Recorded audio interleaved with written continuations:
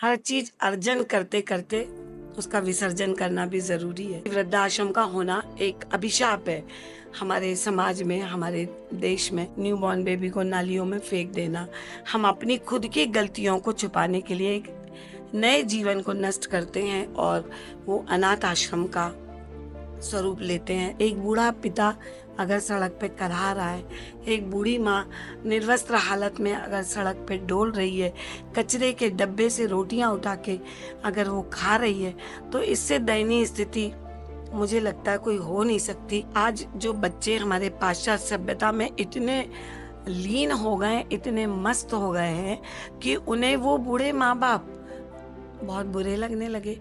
वो उनका खान-पान का ध्यान नहीं रखना चाहते, उनकी बातचीतों को नहीं सुनना चाहते। हमारे बच्चे कहीं न कहीं अपने नैतिक मूल्यों को भूलते चले जा रहे हैं। हम इतना कमाते नहीं, हम कैसे माँ-बाप को रख लें?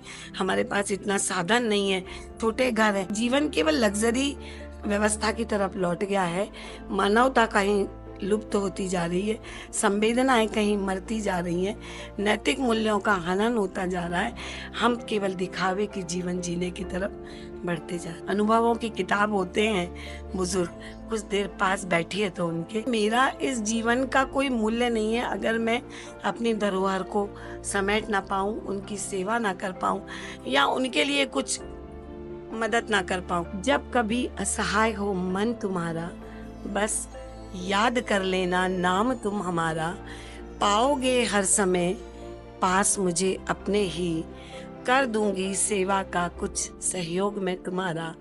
न धन की इच्छा है, न लालसा महलों की, बस लक्ष्य तो यही है, निस्वार्थ भाव से कर सकूं मैं सेवा आपकी। मानवता की सेवा बस धर्म हो हमारा। जब कभी असहाय हो मन तुम्हारा, बस याद कर लेना नाम तुम हमारा। बस याद कर लेना नाम तुम हमारा।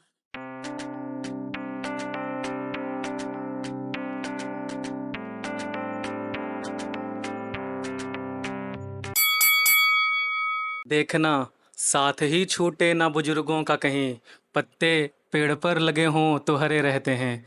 वसीम बरेलवी का ये शेर अगर हम आत्मसात कर लें तो इस देश में वृद्धाश्रम की ज़रूरत ही ना पड़े। लेकिन दुखद है श्रवण कुमार के इस देश में आज लगभग हर बड़े शहर में वृद्धाश्रम का होना। आज हम एक ऐसे ही वृद्धाश्रम में आए हुए हैं जिसका नाम है अपना घर। अपना घर का संचालक हैं श्रीमती माधुरी मिश्रा। उनका लंबे वर्षों का अनुभव है समाज सेवा के क्षेत्र में और वो लगभग पिछले 30 वर्षों से समाज सेवा के कार्य में जुटी हुई हैं। आज मैम हमारे साथ हैं, हम उनसे गुफ्तगू करेंगे।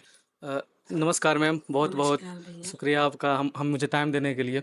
मैं आपसे ये जानना चाहता हूँ कि समाज सेवा के क्षेत्र में आपका आना कैसे हुआ, तो आप वहाँ से अगर बात शुरू करें तो। देखिए, अगर देश हमें कुछ देता है, समाज हमें कुछ देता है, परिवार हमें कुछ देता है, तो हमारा दायित्व बनता है कि हम भी कुछ लौटाएँ। हर चीज़ अर्जन करते-करते उसका विसर्जन करना भी ज़रूरी है, देना भी ज़रूरी है। तो समाज ने हमें जो दिया, समाज की कुछ बिगड़ती परिदृश्य को देखते हुए हमें लगा जब हम समाज सेवा के क्षेत्र में कुछ मन रखते हैं, कुछ काम करने की इच्छा रखते हैं या सारा लक्ष्य लेके चलते हैं कि हमें यही काम करना है, तो हमें लगा इससे अच्छा कोई काम नहीं है। तो ये सेवा के कार्य में हम आए और इस सेवा का कार्य बुजुर्गों से शुरू हुआ। ये ठीक नहीं है क्योंकि इससे पहले मैंने झुग्गी-झोपड़ियों में काम किया। बुजुर्गों का काम एक हमारा बहुत बड़ा चुनौतीपूर्ण काम है क्योंकि अभी आप ही ने कहा कि वृद्धाश्रम का होना एक अभिशाप है हमारे समाज में, हमारे देश में। पर आज विकराल परिस्थितियाँ जो समाज की बढ़ती जा रही हैं, कहीं छोटे बच्चों को, न्यूबॉर्न बेबी को नालियों में फेंक देना, हम अपनी खुद की गलतियों को छुपाने के लिए एक नए जीवन को नष्ट करते हैं और वो अनाथ आश्रम का स्वरूप लेते हैं। उसी तरतम में झुग्गी बस्तियों में काम किया। बहुत सारे सेवा के कार्य करते-करते 2005 में मुझे बुजुर्गों का काम करने का जो मौका मिला, जो मुझे लगता था सबसे बड़ा मेरे जीवन का एक चुनौतीपूर्ण कार्य है, क्योंकि मैं जॉइंट फैमिली में पली बड़ी, ससुराल भी मेरी संयुक्त परिवार में है। तो ये सब मुझे देखना और समझना बड़ा अजीब लग रहा था, क्योंकि हमने तो एक बड़े परिवारों में अपना पालन पोषण और अपना जीवन यापन किया। पर करते क्या, एक बूढ़ा पिता अगर सड़क पे करहा रहा है, एक बूढ़ी माँ निर्वस्त्र हालत में अगर सड़क पे डोल रही है, कचरे के डब्बे से रोटियां उठा के अगर वो खा रही है, तो इससे दयनीय स्थिति मुझे लगता है कोई हो नहीं सकती। और मुझे लगा कि मेरा इस जीवन का कोई मूल्य नहीं है अगर मैं अपनी धरोहर को समेट ना पाऊँ, उनकी सेवा ना कर पाऊँ या उनके लिए कुछ मदद ना कर पाऊँ। तो बस यही सोच लेके सेवा के कार्य का ये बड़ा भारी काम जो मुझे मिला, जो हमारे वटवृक्ष हैं, जिनकी छाया में पल कर हम बड़े हुए, हमारे उन स्तंभों को उखड़ने से कुछ हद तक, क्योंकि बहुत सारी परिस्थितियों को मैं अकेली नहीं सुधार सकती और बहुत सारे हमारे सामाजिक बंधु लगे भी हैं समाज के अच्छे कामों में, पर मुश्किल है कि कुछ चुनिंदा लोग इस कुरीति को बंद कर पाएँ। तो हमने सोचा उनको समेटें और उन स्तंभों को पुनः जगा दें और एक अपना घर बनाएँ। उस अपने घर में उन माता-पिता को समेट कर उनके सुख-दुःख का सहभागी बनें और बस यही सोच के साथ अपना घर बनाएँ। मैम, अभी आपने 2 शब्द का ज़िक्र किया, वट वृक्ष और अपना घर। आखिर वो कौन-सी परिस्थितियाँ पैदा होती हैं, जिसके चलते वट वृक्ष रूपी माँ-बाप को घर के आंगन से, घर की दहलीज से निकाल कर सड़कों पर छोड़ दिया जाता है? और उस अपने घर से इस अपने घर का सफ़र का जो परिस्थिति है, उसके बारे में अगर हमारे दर्शकों को आप समझाएँ तो?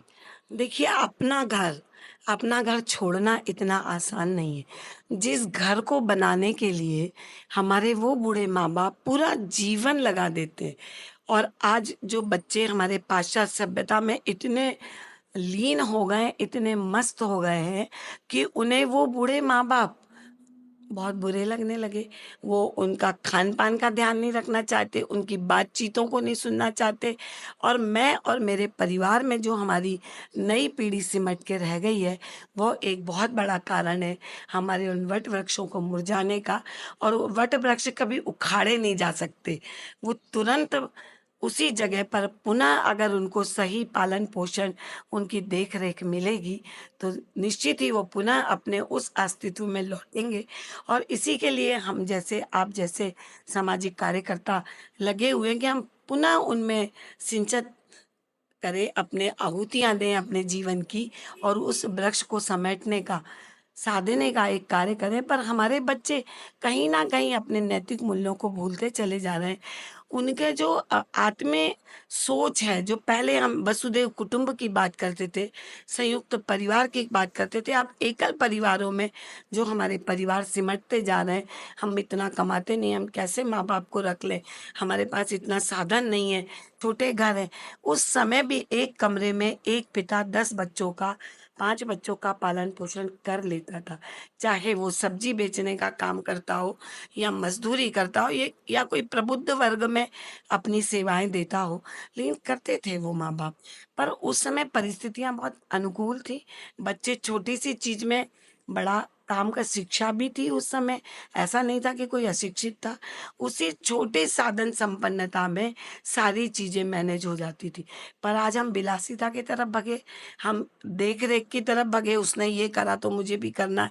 पर हम उन चीज़ों को नहीं देख रहे कि एक पुत्र अपने माता-पिता के लिए कितना कर रहा है, उसको भी तो हमें देखना पड़ेगा। लेकिन हम गलत चीज़ों की तरफ बढ़ते चले गए और माता-पिता को एक कमरा भी देने के लिए सक्षम नहीं है, ये सोच के बड़ा दुःख होता है। क्योंकि आज हमारे माता-पिता जो विरासत में छोड़ रहे हैं या छोड़ चुके हैं, आज हमारी नई पीढ़ी एक बाथरूम बनवाने के लिए भी बहुत संघर्ष करेगी और बहुत सोचना पड़ेगा, क्योंकि उनको तो बाथरूम भी लग्ज़री चाहिए ना। तो अब वो जीवन केवल लग्ज़री व्यवस्था की तरफ लौट गया है, मानवता कहीं लुप्त होती जा रही है, संवेदनाएँ कहीं मरती जा रही हैं, नैतिक मूल्यों का हनन होता जा रहा है, हम केवल दिखावे की जीवन जीने की तरफ बढ़ते जा रहे हैं। मैम आखिर वो कौन-सी वजह रही होंगी कि हम नैतिक मूल्यों को पीछे छोड़ते जा रहे हैं? हमारे पास इतना वक़्त भी नहीं है कि हम अपने माँ-बाप को, जिस माँ-बाप ने हमें इतना काबिल बनाया कि हम आज 4 पैसे की रोज़गार कर सकें। तो क्यों हम क्या ऐसा है कि हम सिर्फ़ दिन-प्रतिदिन मटेरियलिस्टिक होते जा रहे हैं और जिसकी वजह से रिश्ता पीछे छूटता जा रहा है? आपका क्या कहना है इस पर? देखिए, आज बढ़ती महँगाई है और पहले क्या होता था, महिलाएँ घर का काम देखती थी, घर की सुचारू व्यवस्था एक व्यक्ति के माध्यम से चल जाती थी। खान-पान के खर्चे ज़्यादा नहीं थे, जो भी घर में उपलब्ध होता था बच्चे खुश होके एक चीज़ों में अपना समय गुज़ारते थे। आजकल पहनने-ओढ़ने की व्यवस्था बदल गई, लग्ज़री जीवन बच्चों को जीना मजबूरी बन गया है।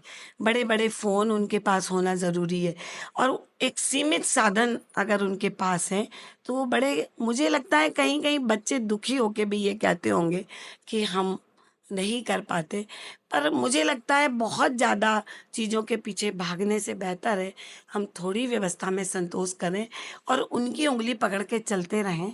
कहीं न कहीं बुज़ुर्ग माता-पिता का साथ आपका संबल बढ़ाएगा, आपकी कुछ बिगड़ती व्यवस्था में मदद भी करेगा। मैम जैसा कि मैंने देखा कि यहाँ पे लगभग 25-30 लोग रह रहे हैं, तो इसका इकोनॉमिक मॉडल क्या है? इनकी खर्चा जो है उसका पूर्ति कैसे होता है? थोड़ा अगर आप अपने इकोनॉमिक मॉडल के बारे में बताएँ तो? देखिए, सेवा कार्य जहाँ भी होता है तो सारी ज़रूरतें वही हैं जो घर में हैं। पर मुझे इतना लंबा समय सेवा कार्य का हो गया, बिना सरकारी मदद के। समाज के इतने अच्छे बंधु हैं, सामाजिक जो भाव रखते हैं सेवा का, उनका सहयोग हमें मिलता है और हमेशा मिलता है। कुछ ऐसे लोग हैं जो हमें सतत अनाज की व्यवस्था करते हैं, कुछ दवाइयों की करते हैं, कुछ उनके कपड़े-लत्तों की व्यवस्था करते हैं।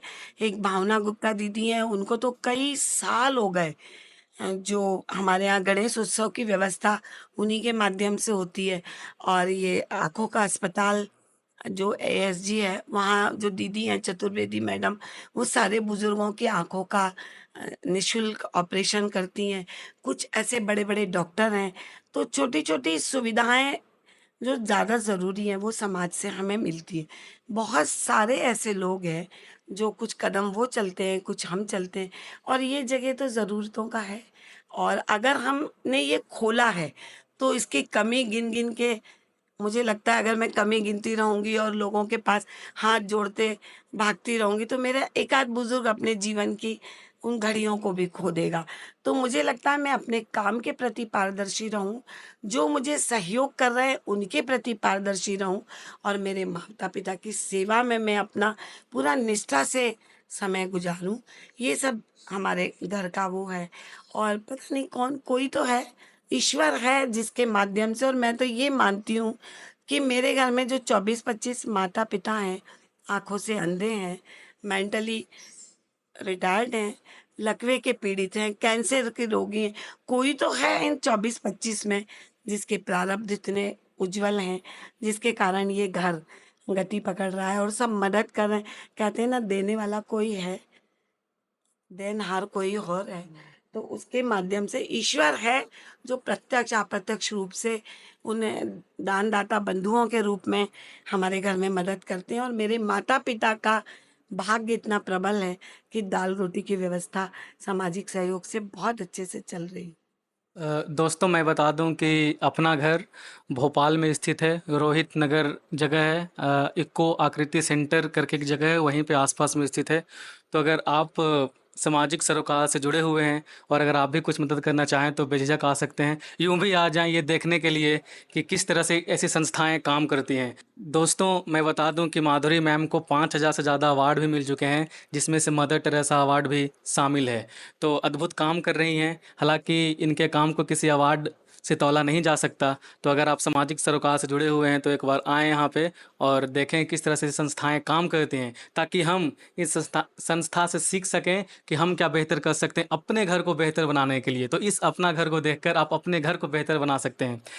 युवा पीढ़ी को आप क्या कहना चाहेंगे? क्या संदेश देना देना चाहेंगे कि आप जैसे लोगों का भार कम हो और आप अपने घर पे थोड़ा बेहतर ध्यान दे सकें? मैं तो बस यही कहना चाहूँगी वृद्धाश्रम एक वैकल्पिक व्यवस्था हो, उनके लिए हो जिनका कोई ना हो। लेकिन आज बढ़ते वृद्धाश्रम और टूटते परिवार बहुत बड़ा व्यवधान है समाज में और हमारे यूथ को लौटना पड़ेगा अपनी धरोहर की तरफ, अपने वट वृक्षों की छाँव में। और माता पिता से बड़ा जीवन में कुछ नहीं है।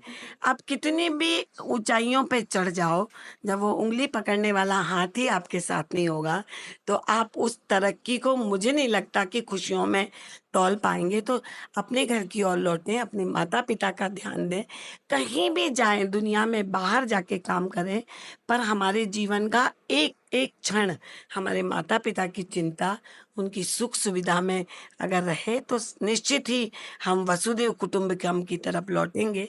और हमारा परिवार ही समाज की मुख्य धुरी है। परिवार के बाद ही समाज का निर्माण होता है, और उसके बाद ही राष्ट्र निर्माण की बात होती है। जब हमारा परिवार ही लड़खड़ाता रहेगा, हमारे बूढ़े माँ बाप भी परेशान होंगे, तो हम ऐसा अच्छा सुख खुशियों का जीवन कैसे जी सकते। इसलिए सबसे निवेदन है, सबसे मेरा आग्रह है कि अपने घर को, अपने परिवार को, अपने माता पिता को, सबको समेटें, संभालें और बहुत तरक्की करें ज़िंदगी में। हर वो अपनी कल्पनाएं जो उन्होंने बच्चों ने की है, उसको पाएं। और हम सबका आशीर्वाद है, हमारे पूरे माता पिता का आशीर्वाद है। जिस घर में एक बूढ़ा बुजुर्ग रहता है, सारी बरकत वहाँ बरसती है। और माता पिता से अच्छा दोस्त, अच्छा सहयोगी, अच्छा शुभचिंतक मुझे लगता है अभी तक मेरे समझ में नहीं आया। और मैं तो आज भी अपना बचपन जी रही हूँ, क्योंकि मेरे 25 माता पिता का संरक्षण, उनका आशीर्वाद और उनका सहयोग। माता पिता से मैं हूँ, मुझसे वो नहीं है। आज समाज मदद कर रहा है तो माधुरी मिश्रा की मदद नहीं कर रहा है, मदद उन माता पिता की कर रहा है। और मैं उनको बहुत धन्यवाद देती हूँ, जो भी प्रत्यक्ष अप्रत्यक्ष रूप से ऐसी जहाँ भी जो संस्थाएं उसमें मदद करते हैं, वो निश्चित ही धन्यवाद के पात्र हैं। और हम भारत में रहने वाले हैं, हमें इस तरह की कुरीतियों को कम करने के लिए युवा पीढ़ी को आगे आना चाहिए। और वृद्धाश्रम घर घर वृद्धाश्रम ना होकर एक वैकल्पिक व्यवस्था हो। हमारे उन जरूरतमंद माता पिता, शायद मुझे लगता है आज इतनी व्यवस्थाएं बिगड़ गई, तो जो सच में ज़रूरतमंद है उन तक समाज और हम लोग पहुंच ही नहीं पाते। घर बिगड़े हुए परिवारों को समेटने में हम लगे हैं। तो आप सब जुड़ें हमारे साथ और समाज को एक नई दिशा दें। दोस्तों, मैम सिर्फ अकेले ही काम नहीं कर रही, इनके घर वालों का पूरा सहयोग है, इनके पति का, इनके बेटी का। और मैं बता दूं कि इनके जो छोटी बेटी हैं, नाम मैम बताएंगी, मुझे नहीं मालूम। इनकी जो छोटी बेटी हैं वो खुद इस घर में रहने वाले अगर किसी बुजुर्ग का इंतकाल होता है तो वो खुद उसका दाह संस्कार करती हैं। तो मैं मैम से चाहूँगा कि वो इसके बारे में थोड़ा बताएं दर्शकों को हमारे। देखिए, सेवा का कार्य सबसे पहले परिवार का साथ होना जरूरी है।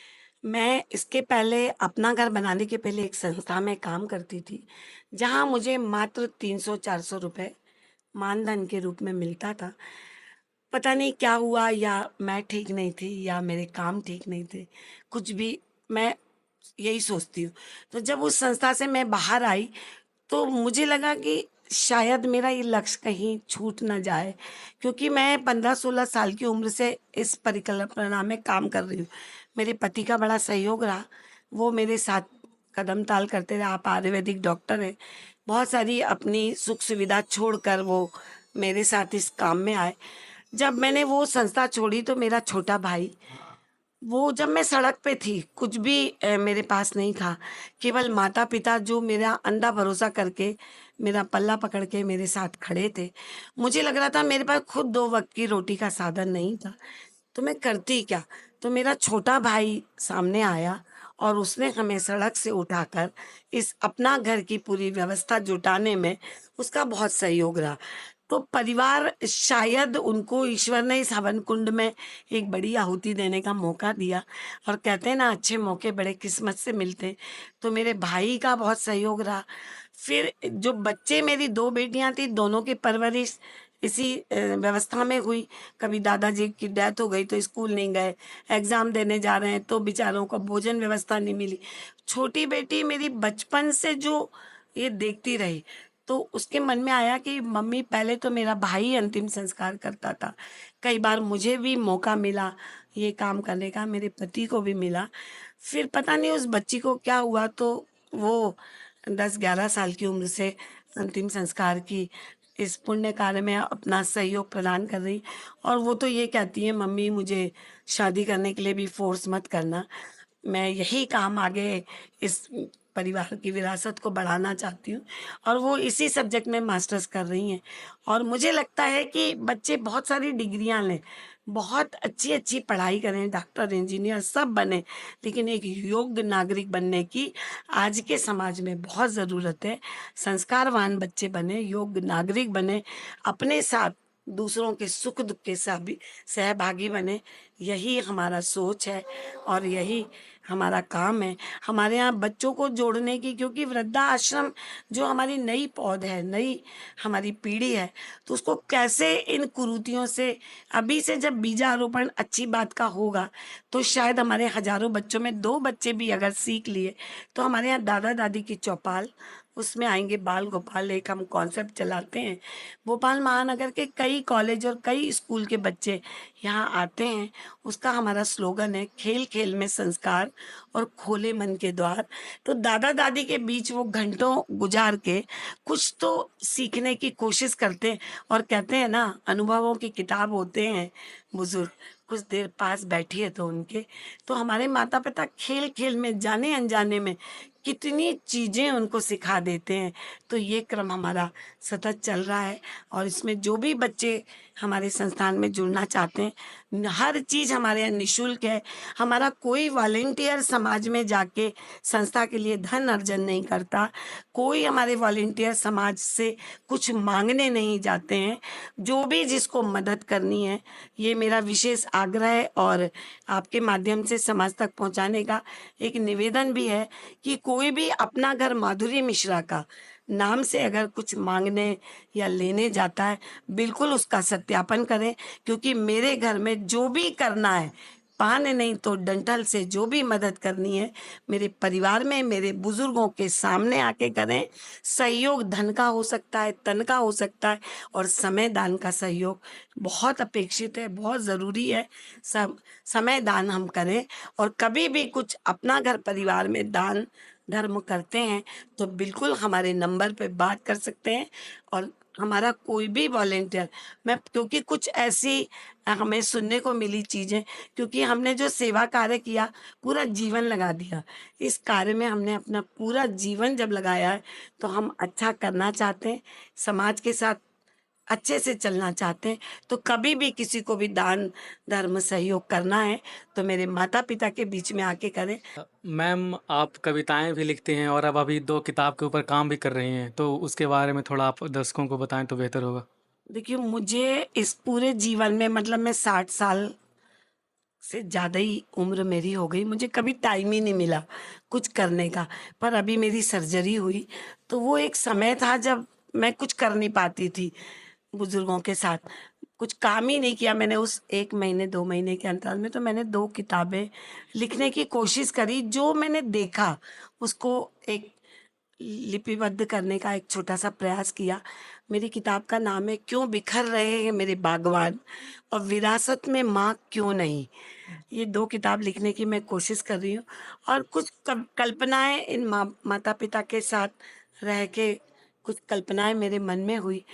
क्योंकि मैं बुजुर्गों के साथ ही सारी चीज़ें रखती हूँ, तो मुझे लगा, मैं एक दादाजी को मैंने बड़ा परेशान देखा, तो मैंने लिखा था, जब कभी असहाय हो मन तुम्हारा, बस याद कर लेना नाम तुम हमारा, पाओगे हर समय पास मुझे अपने ही, कर दूंगी सेवा का कुछ सहयोग में तुम्हारा।